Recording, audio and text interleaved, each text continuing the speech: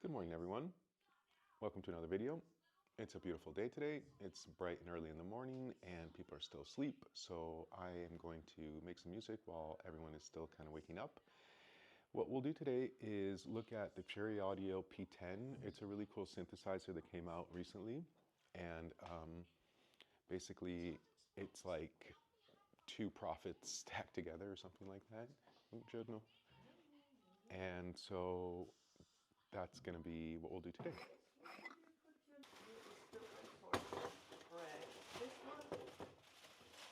Hey guys, so to find space in the house, as you can hear from all the confusion in the background, I've made my way up into the attic, basically. So, yeah, we can work from here, whatever. Mike. Yeah, okay. So as you can see, working at home or in the country house or whatever during vacation is not the easiest thing in the world to do, but I'm giving it a go. I think Cherry Audio is one of the best plugin companies, and they do this cool thing where you can demo their plugins for about 30 days. And so what we'll do is we'll go through the demo and we'll see if we like it, if some cool sounds are on it, or if it's a cool synth, and make a song with it. And then from there we can decide if we want to buy it or not. Okay, so I'll walk you through some of the things that you can do in the meantime before you decide to buy a product that will allow you to still use the product, but we'll get to that as we go on through the video. Anyway, all I'm going to do is get my screen recording going and basically get started. So what I'll do is I'll find the plugin. When it loads, it has this window that says it's going to make a sound. What that sound is basically kind of like stopping you from using the plugin, but there's a workaround. And what we'll do to get started is pick like a really simple sound, maybe just a simple polysynth. And from there, let's lay out some chords, okay? So to lay out some chords, I'm gonna go into, when you don't have a keyboard, you have to kind of do things a little bit more mechanically, or like, typing stuff in. So what I'm gonna do is put it into a 8-bar loop, okay?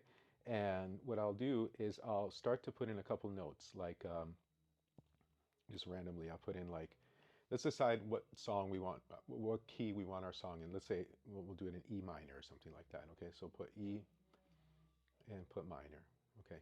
Now what I can do is I can just kind of put out some like 1, 3, 5, 7, like different kind of ways that this can all stack together, okay? And I will do something sort of scaled like that. And then what I'll do on the turnaround is similar starting point, but the end point will be something maybe like that. If I select everything and hit legato, then everything will get lengthened out. And then from here, I will lay this seven semitones up, duplicate again, lay this 3 semitones up, 1, 2, 3. If anything got messed up in the process, what I'll do is I'll just hit these two notes here, hit legato, and then from there, what I can do is simply, add a note here and there that might make it a little bit brighter. And then again, if I don't do exactly that same sequence, but slightly different, we can get some alterations in the tonality of what is happening. And that's going to give us basically chords that are going to seem kind of interesting. Now, all that might not be still in the scale, so I'll just hit fit to scale, and that'll kind of do it. And what I'll do is probably make this tighter here somehow. And these are too tight here. I'll probably loosen them up a little bit. And again, just hit fit to scale. And now I know I'm okay. Now let's hear what that sounds like. I mean, that's like the sound of the Prophet, right? So you guys hear this white noise. Basically, whenever you download a Cherry Audio plugin, if you know by now, I'm sorry if I'm telling you something you know, but if you don't know, basically it has this hiss that goes on for about 10 to 15 seconds every minute or so. So I can't use that white noise in the middle of my work, right? So what I'm going to do is I'm going to wait for it to pass like a hiss, like a wave of sound that's supposed to be like blocking me from using the plugin. In the meantime, on Audio 3, I will get the input from the P-10 and hit record. Now, as soon as that wash happens, I'll wait a second. And what I'll do is I'll let the wave pass. And then when the wave passes, I have probably 40 or 50 seconds worth of recording time, if not more, that I can use to then make an audio recording of the synth. Wave is passed, hit record.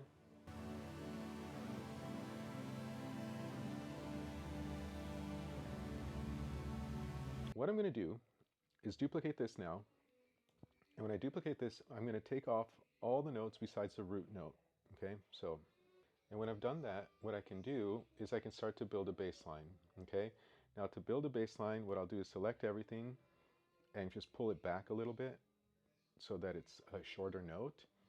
And then I'll just go through the process of duplicating this through like that.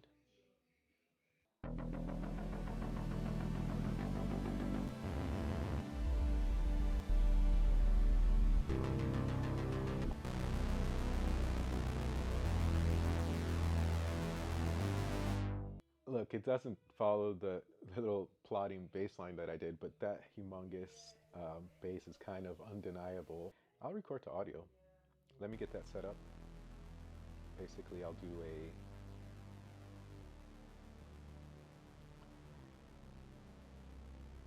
wait for the wave to pass and then pass the audio through.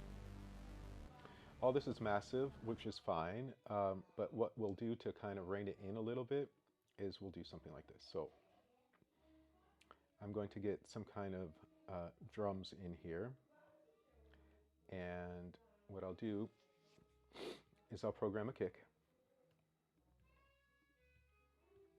and what I'll do is I'll actually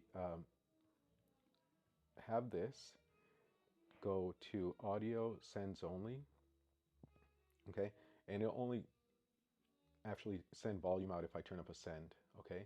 So it's blue because it's not sending out audio.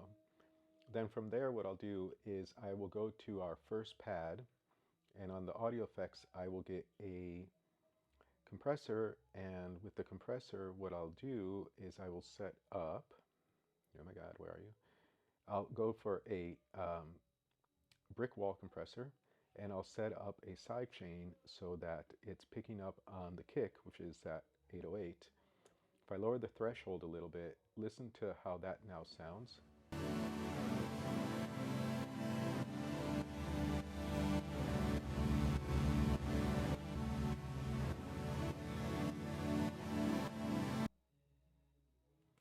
Okay, and then I can do something, actually I want to do the same thing with the bass.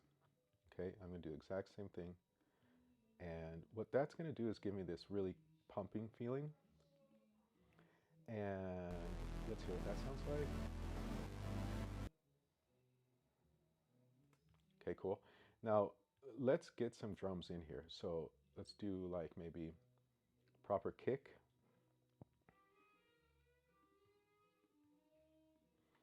And then let's get maybe a hi-hat in there too.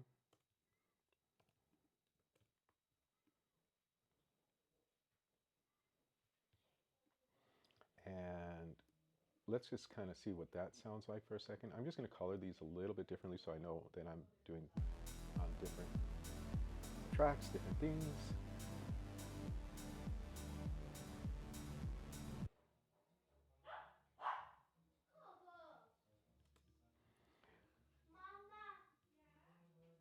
I'm going to do a closed hat.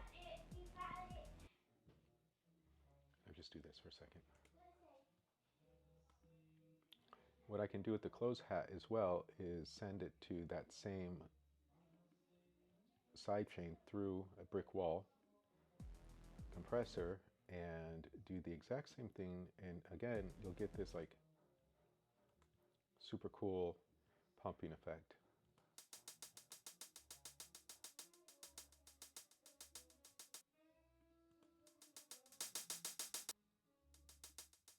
Let's go back to our main chords, okay?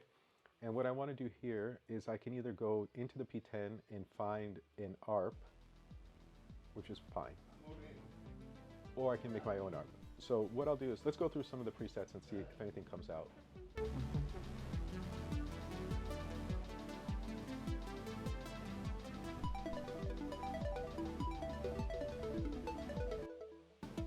Look, I think this preset will work fine.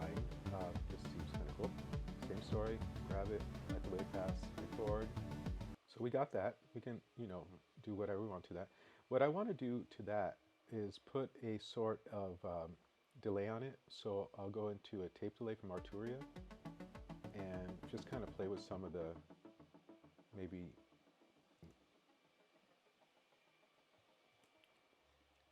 ping pong kind of things to keep the vibe going of building everything with the P-10. I like that ARP. What I'm going to do is see if there's maybe another ARP. I know that's kind of odd to put multiple ARPs on something, but let's see. What I'm going to do now is I'm going to perform a little bit with like some filter sweeps and stuff like that while I'm recording. So that will also be hard recorded in. Let's do that now.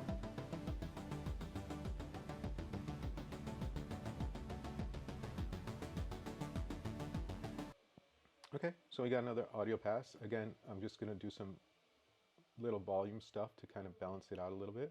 I mean, that's cool. Let's add a little bit more percussive elements to it.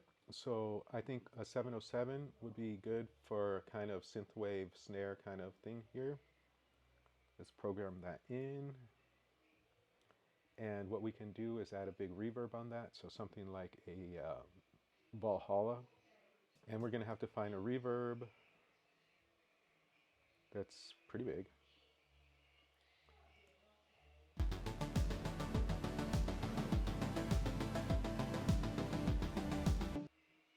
I bet. Let's see if there's some drum stuff on here. Yeah, sound effects, plucks, percussion. So let's do this. Let's leave this like this. I'm going to make a separate instance of the P-10. And let's get some percussive elements going here. Acoustic hats and synth hats all kind of sound a little bit different.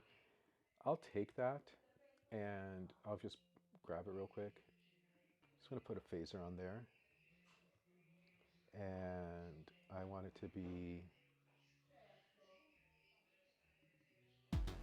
going real slow.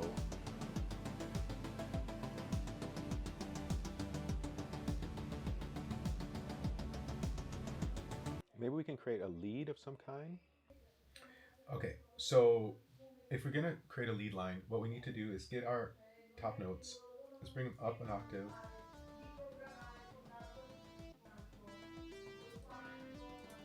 I'm just gonna lay out some notes to see if that kind of makes sense somehow.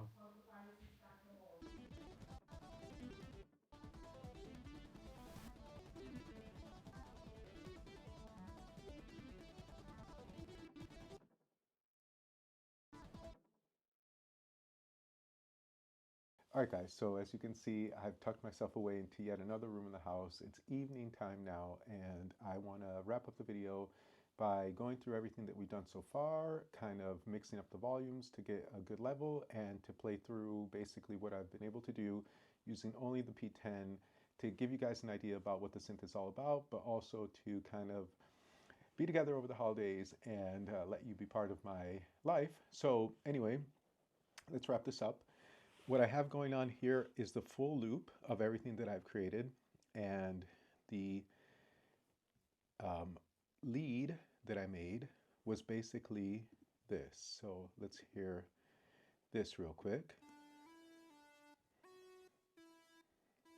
What I've done here is I've my microphone crapped out, so like I stopped recording and now in the process, so I recorded that to audio like I've done throughout the whole process here of recording the P-10. Okay, so nothing new. But now that you guys know that that's what's happening here, I'm going to mute this. I'm going to select everything, and I'm just going to bring down all the volumes. Okay, and then what I'm going to do is quickly mix the volumes in so I can get accurate levels, and then we can listen to everything together.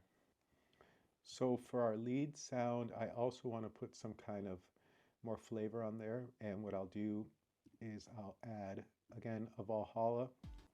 I mean, for me, I'm not a big person of like having to go through a million presets to go back to the first one. First one sounded good, let's leave it. It sounded fine, like for what we need to do. So what I'm going to do now, you guys haven't heard that while I mixed it all together. I'm going to record it. And now that I put it over here into our arrangement, we can see it all and we can see all the different parts. So this is the lead line I programmed on top. These are the chords and stuff like that, but we don't need this anymore. So what we'll do for now is we'll save. I'll run through all the different parts of what the main song is basically. So obviously you're not going to hear the 808 because that was silent. Remember, that's only going on the sends. Then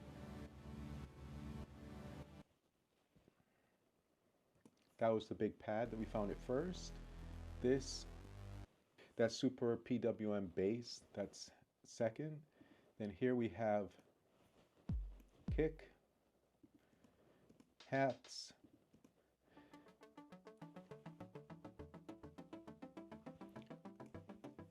I called that an ARP while I was producing it. It's kind of like a plucky delay thing, more of the second ARP.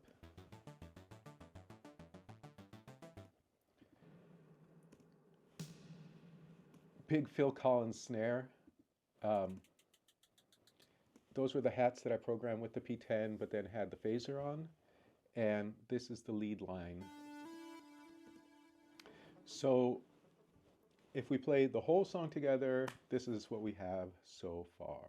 What I'll do to make a micro edit is like let some things come in and out at different times so you guys can get the feel of like basically what, like, you know, a little arrangement might sound like, but really not a full arrangement or anything like that. And that can just be fun for now. So let's kind of give it one last play.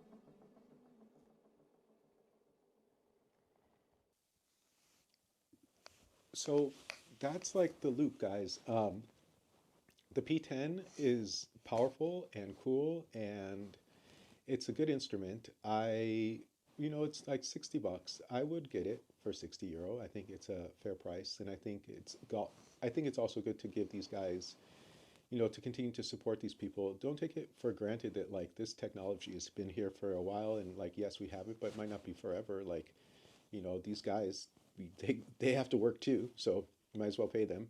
But I think for now that's fine. It gives you an idea of what the synth is capable of. It gives you an idea of simple programming techniques you can use, and it gives me an opportunity to say hey and keep you guys with me as we go forward on this YouTube stuff.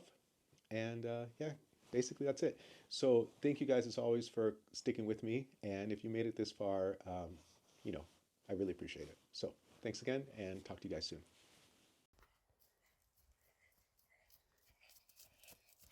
I love you, Daddy. Keep going.